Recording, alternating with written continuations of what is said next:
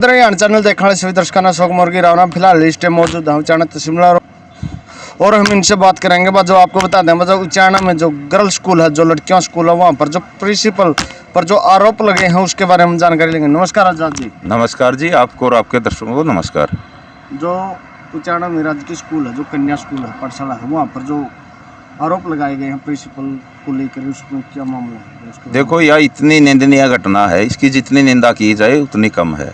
इस प्रकार के आरोप, वो भी एक प्रिंसिपल पर जो जिम्मेवार पद है उस पर लगना बड़े दुख की बात है और हमारे इलाके के लिए बड़े शर्म की भी बात है।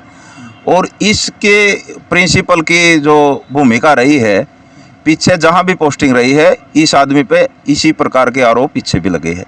सार्वजनिक रूप में तो हम ये बातें कह भी नहीं सकते, लेकिन इतने गंभीर आरोप लगने के बावजूद भी इसको किस आदमी ने, इस सरकार ने इस पे मतलब जो लड़कियों का सीनियर सेकेंडरी स्कूल है इसके अंदर लगाना, एक ये प्रश्न भी करता है भाई कौन है इस आदमी के पीछे, जो इसकी बार बार इसके मखंड के अंदर भी इस पर आरोप लगे, डुमरखा में भी आरोप लगे और फिर इसको कन्या स्कूल के अंदर इसको मुख्य पद पर बिठाया गया। और यहाँ पर इसका ऑफिस जो बड़ा आलीशान ऑफिस बना रखा है, जबकि आपने देखा होगा तो स्कूलों में किताब नहीं, ना कोई सुविधा सरकार दे रही, और इसने आलीशान ऑफिस बनाया कि उसमें ब्लैक फिल्म लगा रखी है, काले शीशे लगा रखे हैं। क्यों काले शीशों का ऑफिस बनाया गया? बड़ा प्रश्न उठता है। और जिस स्कूल के अंदर इस प्रकार की घटना घटी है उसमें और स्टाफ भी है, वो भी शंका के दायरे में आता है। कौन कौन किन लोगों ने इसकी मदद करी? उन लड़कियों को डराया धमकाया गया कि आपको फाइल कर दिया जाएगा, आपको क्लास से निकाल दिया जाएगा, आपके प्रैक्टिकल में नंबर नहीं लगे, और फिर उनका शोषण किया गया है। बड़े दुख की बात है और बड़ा गंभीर मामला है इसकी। और पुलिस ने भी जांच नहीं सही तरीके से नहीं करी, जबकि आज ये कई दिन से मामला उठ रहा है। उन लड़कियों ने पहले भी मैडमों को भी शिकायत की है, लेकिन इस पर संज्ञान क्यों नहीं लिया गया? बड़ा गंभीर प्रश्न उठता है। और सरकार की एक शंका के दायरे में आते क्या, क्योंकि पीछे भी हमारी बेटियां जो जंतर मंतर पे बैठी थी, उनके साथ भी इसी प्रकार की घटना घटी थी। जो उसका अध्यक्ष था कुश्ती फेडरेशन का, उसके खिलाफ भी कोई एक्शन नहीं लिया गया और आज भी वही बात यहाँ पर हो रही है, जबकि बड़े दुख की बात है। और इसके पीछे कौन कौन आदमी है, इसकी सही तरीके से जांच होगी तो जब सच्चाई सामने आएगी। तो जैसे ही हमारे संज्ञान में आया, हम यहाँ की जो बीओ है, बीओ से भी मिले थे 3 दिन पहले, लेकिन उसके बाद भी लिपापोती हो रही है। ये डीओ ने क्या आश्वासन दिया? आश्वासन भाई इसकी डीओ आई है, डीओ ने जांच करी है, लेकिन कल एफआईआर दर्ज हुई है, वो भी पास्को एक्ट के तहत हमारी है, और उसको प्रिंसिपल को सिर्फ सस्पेंड करके न कहीं और बदल देना बड़े दुख की बात है। जबकि उसको बर्खास्त करना चाहिए था, उसकी जगह जेल में होनी चाहिए थी। क्योंकि जो इस पर राक्षस प्रवृत्ति के लोग होते हैं, और हम भी अपने मान सम्मान की बात मान के भाई लड़कियों का मामला चुप बैठ जाते हैं। हमारी तो प्रत्येक अभिभावकों से भी यही अपील है और लड़कियों से भी यही अपील करना चाहते हैं कि आप खुल के इस मामले में जो जिसके साथ जो भी घटना घटी है, सच्चाई को उजागर करिए। क्योंकि हम कई बार के समाज क्या कहेगा, वो इस प्रकार की जो प्रवृत्ति के लोग होते हैं नहीं, उनको बढ़ावा मिलता है। इसलिए आपको घबराने की और डरने की जरूरत नहीं है, हम आपके साथ खड़े हैं। हम सरकार की ईंट से ईंट बजाने का काम करेंगे, क्योंकि इस प्रकार के मामले आज दिन प्रतिदिन बढ़ रहे हैं। और वो बढ़ने का कारण यही है कि ना तो माँ बाप सामने आते, ना जो लड़कियां हैं वो खुल के बात करनी, क्यों समाज से भी डर लगता है। लेकिन अब डरने की जरूरत नहीं, आप खुल के न इसके खिलाफ जो भी जिस प्रकार की जिसके साथ घटना घटी है, तो खुल के न सामने आ जाना चाहिए। हम साथ में खड़े हैं, पूरा बांगरा क्षेत्र आपके साथ खड़ा है, इसलिए सब ने खुल के आना चाहिए। और हम कल एसडीएम साहब से मिलेंगे, क्योंकि एसडीएम साहब के हमने आज अखबार में पढ़ा है कि एसडीएम साहब के नेतृत्व में डीसी साहब ने कमेटी बनाई है, जो जिसमें 2 अधिकारी भी शामिल है। लेकिन अधिकारियों की भी इसमें मिली भगती हो सकती है, क्योंकि ये एक दिन से नहीं हो रहा शोषण, काफ़ी लंबे समय से शोषण हो रहा। उन लड़कियों ने पहले भी शिकायत भी करी है, लेकिन जब प्रधानमंत्री को चिट्ठी लिखी, राष्ट्रपति को चिट्ठी लिखी, जब ही संज्ञान होया इस बात पे, उनकी शिकायत पे भी संज्ञान होना चाहिए था। तो इस प्रकार की बातें ये सरकार दबाने पे लग रही है, तो हम किसी भी कीमत पे इस प्रकार के गंदे कार्य जो हो रहे हैं इसको दबने नहीं देंगे और इस प्रकार के जो राक्षस प्रवृत्ति के लोग हैं उनको सजा दिलाने का काम करेंगे। लीला जी, आप क्या कहना चाहते हैं? देखो, जो यह घटना घटी है बहुत ही निंदनीय घटना है।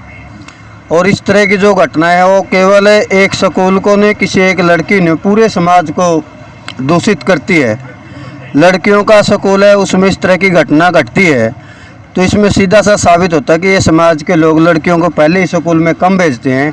इसके पीछे यह भी बात बने कि अगले साल इस स्कूल में एडमिशन भी कम होंगे, क्योंकि इस तरह के जो लोग हैं जो दफ्तरों में काली शीशी लगा के बैठ जाते हैं, जिसका पिछला रिकॉर्ड और पूरा का पूरा नेचर इस बात को साबित करता है कि स्कूल में लगाने के लायक नहीं था। प्रशासन का भी इसमें पूरा दोष है। प्रशासनिक अधिकारियों को, उस स्टाफ के अन्य सदस्यों को इस बात का पता था कि इसकी नेचर इस तरह की है, लेकिन उसको वहाँ बैठाया गया। ये पूरी की पूरी शक के दायरे में जिस दिन से ये मामले का अखबार के द्वारा पटापेक्ष हुआ है, यहाँ के प्रशासन ने उसके ऊपर FIR भी बड़ी देरी से दर्ज करी है। चलो, जो भी देरी से करी है उसके ऊपर पॉक्सो एक्ट लगाया, लेकिन उसको आज तक गिरफ्तार नहीं किया गया। वो सरेआम अपने घर में घूम रहा है। तो हम मांग करते हैं कि इसको तुरंत से तुरंत गिरफ्तार किया जाए और इस तरह के लोगों को कन्या स्कूलों में ना बैठाया जाए। और जिस भी स्टाफ के ऊपर लड़कियों ने शिकायत की और उन्होंने इसका सहयोग किया है, उनके ऊपर भी पॉक्सो एक्ट के तहत मुकदमा दर्ज करके उनको जेल के अंदर डाला जाए।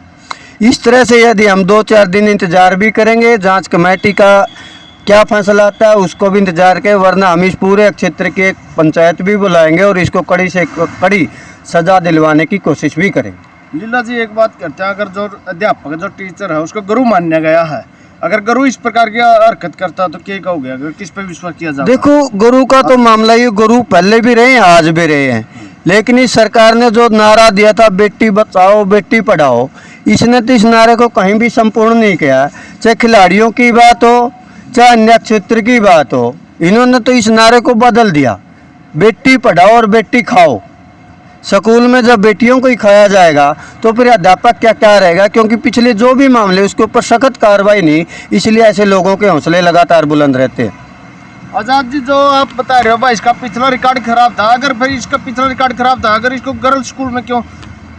देखो, ये तो जांच का विषय है भाई, इसके पीछे कौन है, तो इस प्रकार की जांच भी होनी चाहिए भाई। कौन राजनीतिक आदमी इसको संरक्षण दे रहा है, किस राजनीतिक आदमी के संरक्षण में ये फुल्या है? क्योंकि इतना गंदा रिकॉर्ड हो, हमने भी पता किया है इसका, एक्चुअल में इसका गंदा रिकॉर्ड रहा है। मखंड की बात हो, डुमरखा की बात हो या दूसरी जगह रहा, वहीं से इसने गंदी हरकतें की है। तो इतना रिकॉर्ड खराब होने के बावजूद भी गर्ल्स स्कूल में, और वो भी सीनियर सेकेंडरी स्कूल है, और फिर वहाँ आके भी उसने गंदी हरकतें करी और अपने आलीशान ऑफिस का निर्माण किया, ब्लैक फिल्म ऑफिस के अंदर लगाई ताकि जो गलत गतिविधियाँ वो बाहर उजागर ना हो। तो इस प्रकार की एक शंका के दायरे में तो है, इसलिए हम कह रहे हैं कि इसमें गहनता से जांच की भी ज़रूरत है। और पॉक्सो एक्ट किस तरफ इशारा करता कि नाबालिग लड़कियों के साथ इसने गलत हरकत करी है, तो जो जिन लोगों ने इसका साथ दिया है उन पर भी पॉक्सो एक्ट लगना चाहिए और जितना जल्दी इसको जेल के अंदर पहुंचाए, इसको CIA में इससे गहनता से पूछताछ की जाए ताकि दूध का दूध और पानी का पानी साफ हो जाए।